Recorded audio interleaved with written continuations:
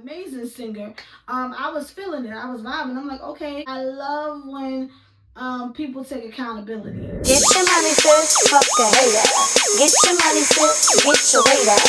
Make your money move, I ain't mad at you. Yeah, it's all about the cream and getting money, sis. Get your money, sis, fuck a hater.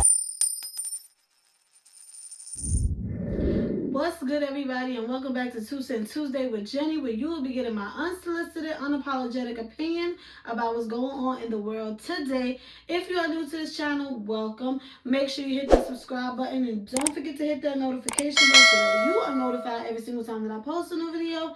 And you might as well go ahead and give this video a big old thumbs up. And without further ado, let's get right into today's topic. So recently, actor, R&B singer Jacob Latimore, known for his very, very iconic role as Emmett on The Shy, has been going viral for his cover of Chris Brown's hit single, Residuals. Now, I don't know if it's considered a cover or a remix, because he definitely made it very personal to his situation.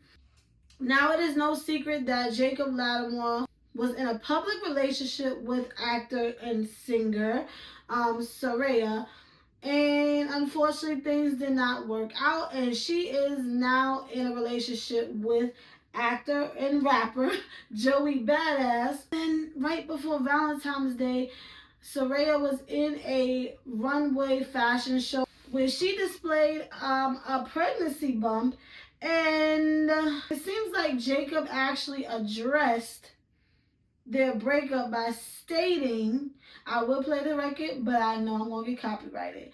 So in the song, he states that we were too different and I wasn't ready to give you a baby. Now, of course, everybody is like, oh my God, he's talking about Serayah. That's why they broke up, or he's in his feelings. A lot of people was like, this is the prime example of what you get when you don't treat someone right. Or this is what happens when you lose the one and you have to now watch them move on with their lives with somebody else. Jacob also made a recent appearance. He was in conversation with Kurt Franklin, David Banner, and others, where he discussed why he enjoys being single and why this was a time that he needed for himself. Let's go ahead and roll the clip. This process of isolation, being lonely, because I've seen it to be traumatic for me at times.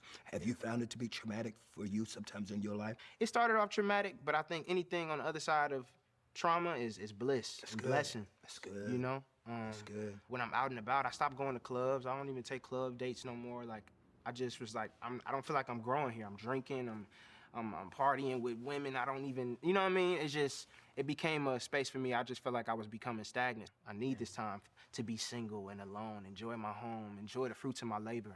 The thing, I've been working since I was 8 years old. I'm 28. Yeah. It's important to analyze that and have that discernment to say, hey, this time I actually really just need to focus on me. Yeah. And so I can build that family one day. And so I can have the right, I'm listening to God to choose the right wife, to choose the, you know what I mean? And all those things. So, and at a long time, it's something we skip.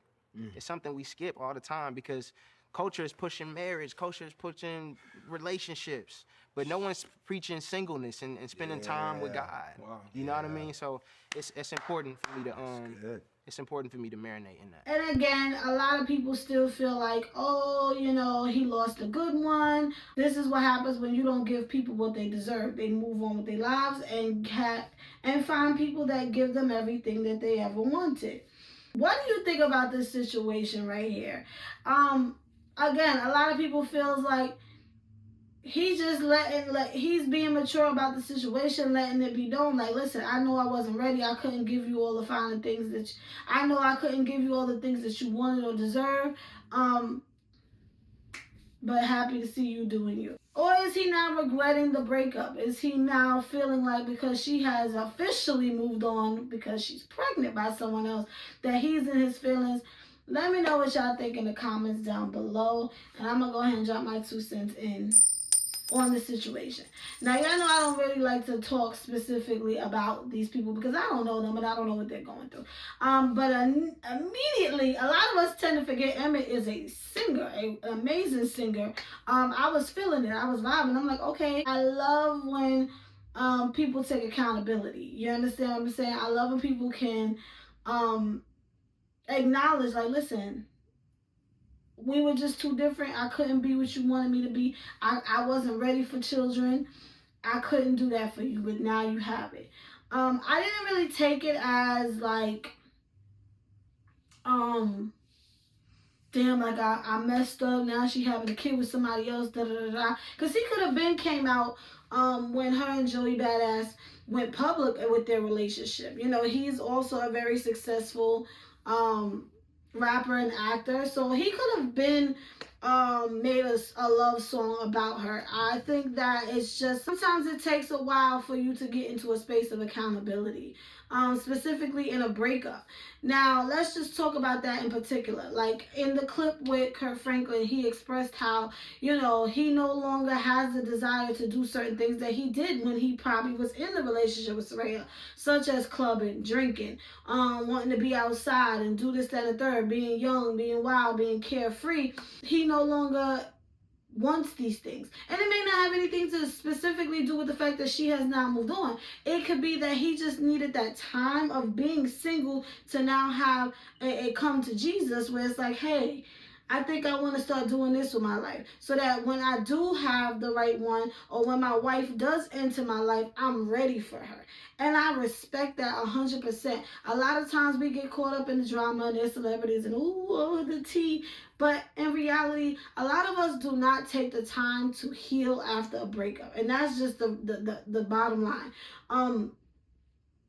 Some of us break up with somebody and boom, a month later we're in a relationship. 3 months later we're in a relationship with somebody else. And it's like, did you really take that time for yourself?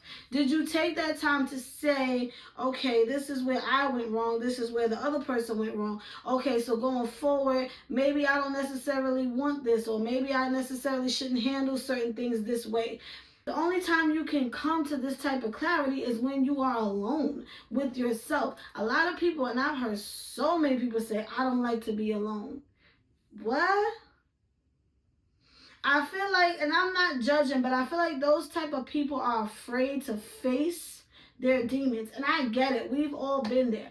I've been told to write a journal for the longest. I used to journal all the time when I was younger in high school, junior high school. But now that I am making my own custom journals for people and starting to learn how to journal myself, it's not easy because you now have to face your truth. You now have to face those demons and sit in it.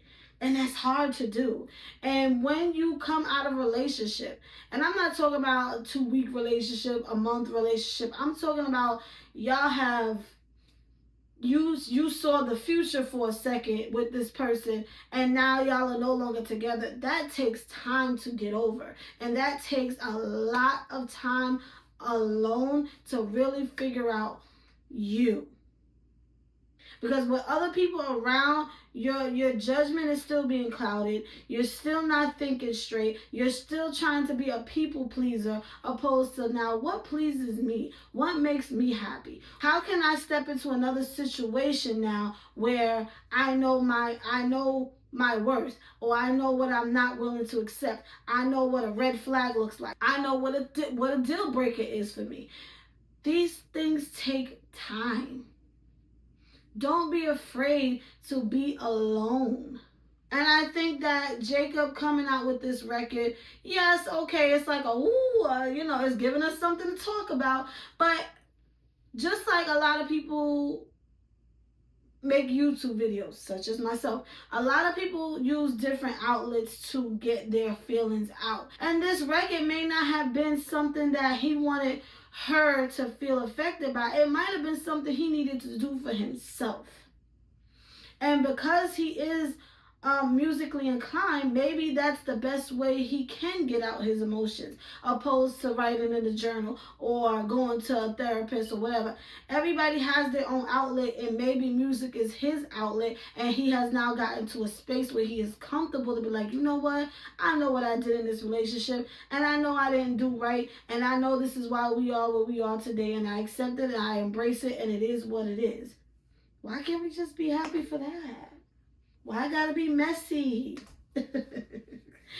But overall, I commend him, the bravery. He ain't the first to make a record about an ex, and he ain't gonna be the last. Okay, we're gonna have plenty of more love songs about another celebrity, girlfriend, ex-wife, ex-boyfriend, ex-whoever. But again, it's everybody has their outlet. Everybody needs that time. I recommend, after a breakup, taking time to heal, taking time to get to know yourself, no matter how long it takes. Granted, sometimes it can be so long to the point where you feel like, you know what, I think I'm just good by myself. But it also can get like that, so be very careful, because you kind of build up yourself so much and you become adjusted to just being alone and doing your own thing, that our relationship can be like but no, all jokes aside, don't be afraid to be alone. That's just period. Don't be afraid to be alone. Don't be afraid to take time for yourself, and really heal from whatever it is that didn't work out between you and this other person. Get to know you. Get to know your worth, your real worth, okay? So that you don't find yourself in this vicious cycle of, this didn't work out, I lost another one. Or instead of finding my person, I just got another lesson. Like, let's just take this time for ourselves. Love on you, boo. And I would love for you to support me by purchasing my 2 books, Inherited Dysfunction Part 1 and Part 2, available on Amazon.com. All of the links is in the description down below. And thank you for watching. Make sure you're subscribed to the channel. And Jenny is